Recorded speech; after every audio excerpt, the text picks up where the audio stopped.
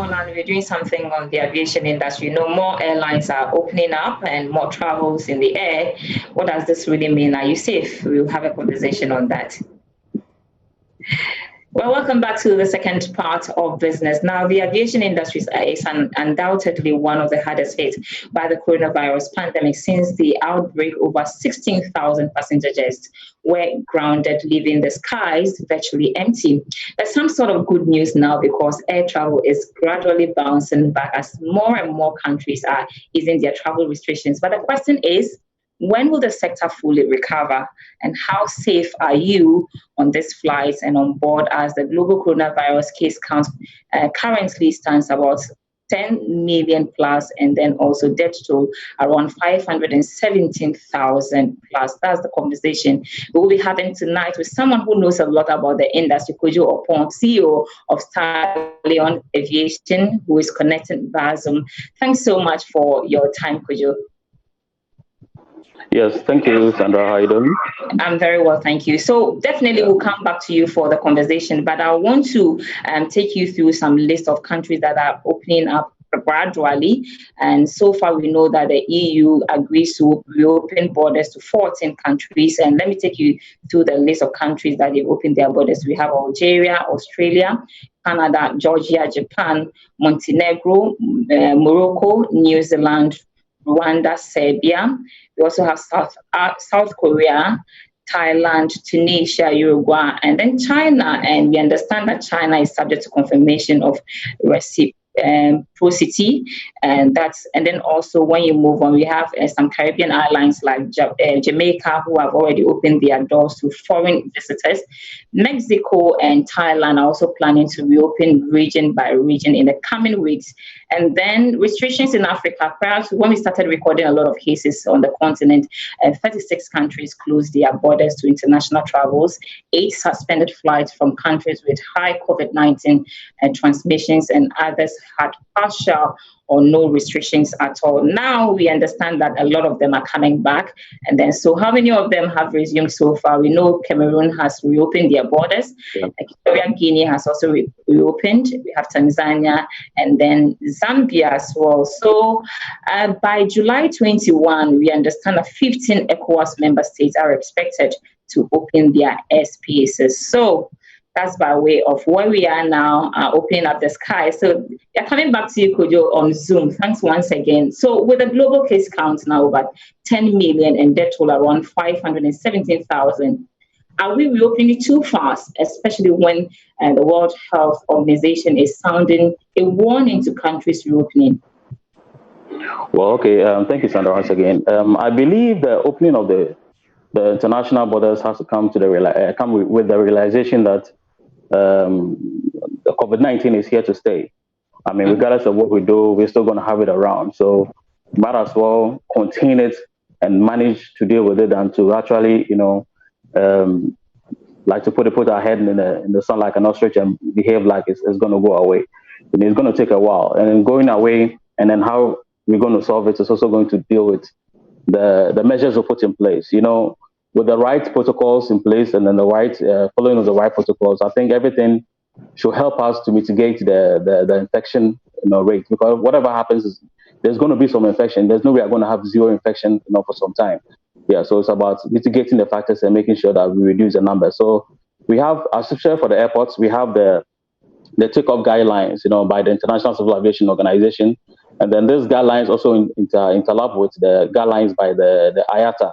Okay, and then also by the regional, authorities. So more or less, it's about the same protocols that we have to follow by the airlines themselves, by the airports, authorities, and then by the individual also flying. And I think if all these protocols are followed, we should be able to have something good coming up, and then at least the numbers will be reducing eventually to gradually be able to, when the vaccine comes in, get rid of the pandemic.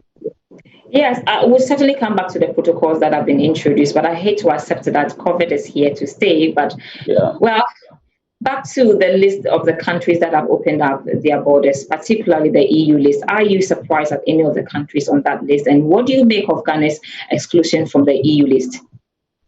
Well, initially I was very, taken aback, because for us in Ghana here, we believe we are doing all the right things to make sure we be in the forefront of the fight against the pandemic. But I think from the side of the EU today, looking at numbers, as much as we are doing the right thing, I think our numbers are also on the high side, and then they are looking at the numbers, the countries, certain threshold of numbers, because most countries are actually going to open their borders, to several countries individually before they open, entirely to everybody else.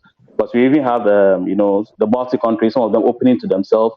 We have Australia and New Zealand initially opening to themselves before they allow the other countries. So if you are looking at African countries, obviously the numbers that they are going to look at first. And I think Ghana, we have some high numbers, and that has to do, even though it came about because we are doing a lot more testing, but then the numbers still high. So I think they are looking at those figures to actually determine. But with time, I mean, when the cases keep coming down, the recoveries keep increasing, obviously they are going to reopen to all of us. Yeah. Interesting. Yes, our cases are going up, and there have been talks that Ghana will surely open its borders very soon. With the cases that you're seeing and where we are now, do you think that Ghana is in the position now? EU, we are on the list. Yes, they'll review it in every 2 weeks anyway. But do you think that we are ready to reopen our borders? Well, for us, I believe. Initially, from May 1st, we open our domestic airports. For domestic flights. So we started, in a small way, and the way we're doing it a small way, if we do it right, we just have to scale it up. And then if the measures we put in place, becomes acceptable to the international community, then the confidence will be there. Because right now it's about trust. Because each country is trying to protect their citizens, understand? So it's about trust. If we put the right measures in place and the trust is built, then obviously they are going to allow, the gates to be open. So it's about we just keep doing the right things, and then obviously the rest will notice, the rest of the world will notice what we're doing, and then they'll allow us to. You mentioned the protocols, the safety protocols in place earlier. A lot of measures have been put in place now with regards to safety. Back here in Ghana, domestic airlines are taking less passengers now due to social distancing protocols. In terms of revenue, who gains and who loses? Are we going to see customers pay more, and then the airlines will have to bear the cross? This is actually very tricky, because even before COVID came, most airlines were finding it hard to fill up, because you need your about 70% for you to be able to, at least break even on the cost of the flight. And now you are asking people to actually take off middle seats and then, further reduce the numbers. So it's going to be tough. Most airlines were actually on the brink before the pandemic came in. Right. And with the pandemic, most have collapsed, and then others may never come back. Others are slashing their fleet and all that. So it's going to be tough. So I think there have to be a middle way between where we are now, where we are now, what do you see? What do you think is likely to happen? Are we going to see customers paying more, or you think that the airlines will try and then, make up for the losses? Which is the best way to go anyway? Well, from what I said, passengers will obviously have to pay more, and then it has to be understandable because the airlines actually, the airline industry looks very profitable until you're actually in it, and then the profit margins are very, very, very minuscule. So most of them have cushioned a lot anyway, but to cushion further, I doubt. Obviously, passengers will end up paying more, and it's become understandable. Right, so we're running out of time, but quickly, the bigger question now is what becomes of the future of the aviation industry? When are we likely to recover? And mind you, International Air Transport Association IATA estimated that revenue loss is between 63 to 113 billion dollars. So, what's the future for the industry now? Well, for now, at present, the future looks a bit, bleak. But then there are good signs. There are good signs coming up. Passenger numbers are beginning to gradually climb up. So we're looking at probably, let's say, beginning of next year to mid next year. The numbers should come to about 70 to 80% of, pre the pandemic. And then obviously, to take a while. The hit the industry has actually taken a very, very, very hard hit. But hopefully with time, it's going to improve. Yeah. All right. Unfortunately, we've run out of time. We'd have spoken about the layoffs. Where does that leave employment now on the continent? But I want to say a big thank you, Ujo Pong, who is the CEO of Stallion Aviation. Grateful for your time this evening.